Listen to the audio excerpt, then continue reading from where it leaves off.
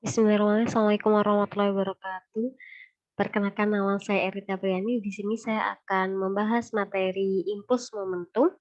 Ini materi kelas 10 semester 2 ya. Baik, materi impuls momentum ini sering kita jumpai dalam kehidupan sehari-hari. Untuk apa saja gitu ya yang berkaitan dengan materi ini gitu. Itu sering kita ketemui di jalanan gitu. Ketika ada kecelakaan, tumbukan antara mobil dengan kendaraan lainnya ataupun banyak permainan-permainan tradisional yang menggunakan konsep impuls momentum seperti itu. Nah, mungkin teman-teman banyak yang masih bermain kelereng kayak gitu ya. Nah, kelereng itu juga menggunakan konsep impuls momentum gitu. Nah, terus apa sih impuls momentum itu gitu ya? Kita bahas mengenai impuls dulu gitu ya. Jadi impuls sendiri ini merupakan hasil kali antara gaya dengan lamanya waktu gayanya itu bekerja gitu. Jadi kayak waktu kontak gitu. Waktu kontak itu waktu yang sangat singkat kayak gitu. Ces kayak gitu. Nah, I sendiri ini merupakan besaran dari impuls, besaran vektor. Mungkin teman-teman harus mereview ulang ya, apa itu besaran vektor, apa itu besaran skalar kayak gitu. Besaran vektor dulu ya, ini merupakan besaran yang memiliki nilai dan arah gitu. Jadi besaran impuls ini memiliki nilai dan arah. Begitu juga dengan gaya atau simbolnya dengan F kayak gitu.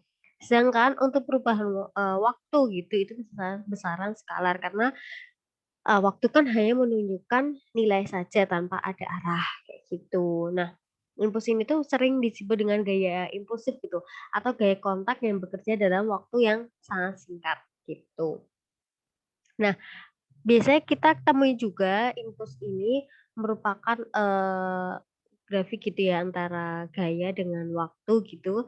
Terus di sini ini ada luasan gitu ya. Nah, ini tuh merupakan dari besarannya si impuls sendiri. Jadi kalau ada nanti teman-teman menemukan soal seperti ini, maka tinggal dihitung saja luasannya gitu, luasan ini. Ini kalau ini kan luasan persegi ya. Jadi kita ngitungnya ya pakai luas persegi. Nanti kalau trapesium pun juga nanti berarti pakai ngitungnya luas trapesium. Seperti itu. Nah, untuk ada contoh soalnya ya. Sebuah bola kasti bergerak dengan kecepatan 15 meter per sekon. Kemudian dipukul dengan pemukul bola dengan gaya 50 Newton selama 0,01 sekon.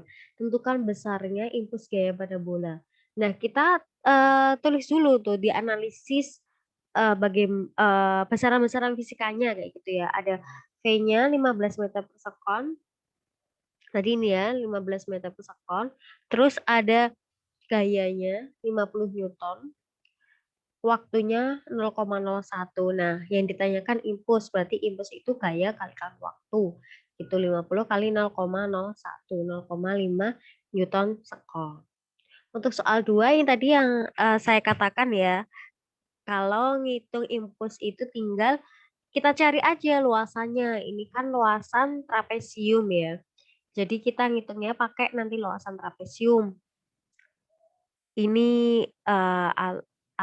atasnya itu ya 4, di sini nanti 6, terus ini nanti sebagai tinggi trapesiumnya sendiri gitu. Jadi ya 6 tambah 4 bagi 2 bagi 20. Terus kalau ada yang nanya, kenapa ada masanya kayak gitu ya. Itu hanya sebagai pelengkap saja gitu ya, tidak tidak dimasukkan dalam perhitungan kayak gitu. Seperti itu. Itu kita tadi bahas mengenai impuls. Nah, untuk selanjutnya itu mengenai momentum. Nah, momentum ini tuh apa? Momentum itu ukuran kesukaran gitu untuk menggerakkan suatu benda dan didefinisikan sebagai hasil dari massa dan kecepatan. Ini juga perlu kita garis bawahi ya, ini kecepatan bukan kelajuan. Karena apa bedanya kelajuan sama kecepatan? Kita review sedikit. Bahwasanya kalau kelajuan itu hanya besaran skalar kayak gitu. Jadi dia tidak memiliki arah. Tapi kalau kecepatan itu besaran vektor yang memiliki nilai dan arah seperti itu. Terus kalau di speedometer kita naik motor kayak gitu, itu apa? Kecepatan apa kelajuan? Ya, teman-teman pasti tahu, itu namanya kelajuan. Karena ketika kita mengendari sesuatu kan pasti kalau berkelok ikutan berkelok kayak gitu kan ya. Tidak langsung lurus gitu, tidak menggunakan perpindahan kayak gitu. Nah, untuk besaran momentum sendiri itu pakai P, besaran P, M-nya massa, V-nya kecepatan kayak gitu. Dengan P momentum, kilogram meter per sekon, M-nya massa, kilogram, kecepatannya meter per sekon. Seperti itu. Untuk momentum sendiri ada dua panah kayak gini ya. Ini momentum satu, ini momentum dua. Kita tarik. Nah, ini matematika ya. Pasti di pelajaran matematika juga dibahas mengenai perumusan ini kayak gitu. Ini P1 kuadrat tambah P2 kuadrat tambah 2P1 kali P2 kali cos alfa. Nanti dimasukkan saja sudutnya berapa kayak gitu. Nah, ini apa? Ini hubungan momentum dengan energi kinetik gitu. Kita ketahui di SMP pernah ya kita belajar energi kinetik gitu ya, besaran energi kinetik. Energi yang dipengaruhi oleh kecepatan suatu benda yang bergerak gitu.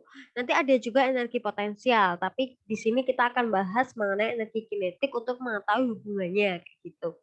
Nah, energi kinetik itu kan EK sama dengan setengah mv kuadrat. Kita ketahui setengah mv kuadrat itu dikalikan m per m. Ini kan sama aja m per m itu kan 1 gitu. Nah, ini nanti biar dapat ini setengah m kuadrat v kuadrat per m.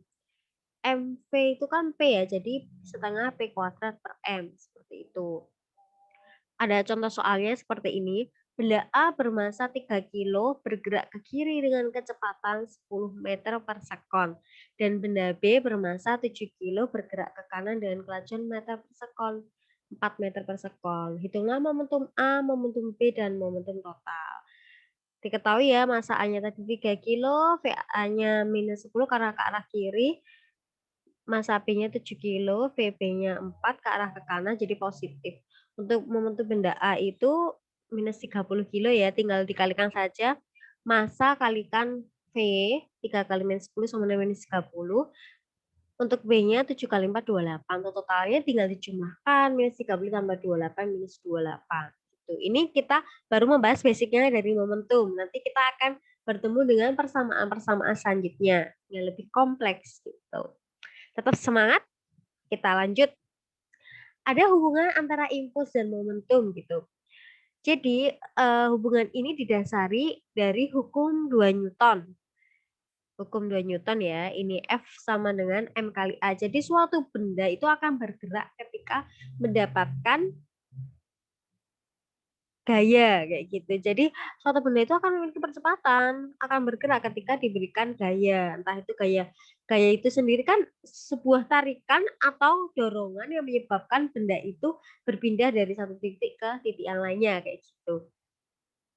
Untuk F sama dengan M kali A sendiri itu delta V per delta T. Nah, delta V ini V2 kurangi V1 per delta T.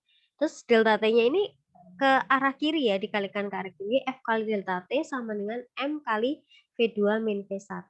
F kali delta T kan I.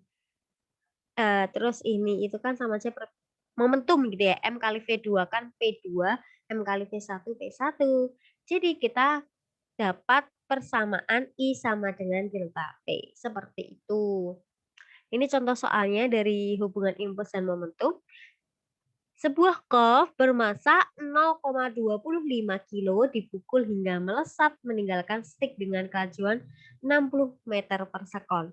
Jika selang waktu kontak antara stick dan bola 0,05 sekon, berapakah gaya rata-rata yang dikerjakan stick? Gitu. Jadi ini pakai prinsip yang tadi, hubungan impuls sama momentum. I kan F kali delta T ya.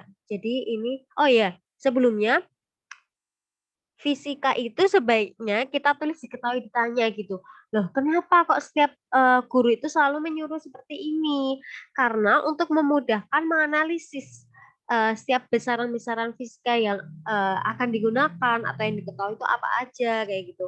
Ketika yang ditanya F, nanti yang dipakai itu yang mana aja, persamaan fisika yang mana yang akan dipakai. Nah, itu. Ini pun merupakan gambaran representasi matematis gitu. Jadi ini ketika siswa atau peserta didik bisa menganalisis, diketahui besaran fisikanya dengan benar, apa yang ditanya, menggunakan persamaan yang seperti apa, itu akan memiliki nilai sendiri gitu. Karena itu udah merupakan salah satu, aspek aspek, penilaian kayak gitu, yaitu berupa kemampuan representasi matematis peserta didik, seperti itu. Kita kembali ya. Tadi diketahui masanya 0,25 kilo dengan kecepatan pertama 0 karena dia diam. Terus V2-nya 60 meter per sekon dengan, waktu kontak 0,05 sekon. Nah yang ditanya F-nya berapa? Kayak gitu. F-nya berapa ya kira-kira? Nah, F-nya itu pakai itu tadi, F kali delta T sama dengan M kali delta V. Kita masukin saja 0,25, 60 kurangi 0, dibagi 0,05 sama dengan 30 Newton. Ini nanti latihan soal ya. Mungkin bisa dikerjakan.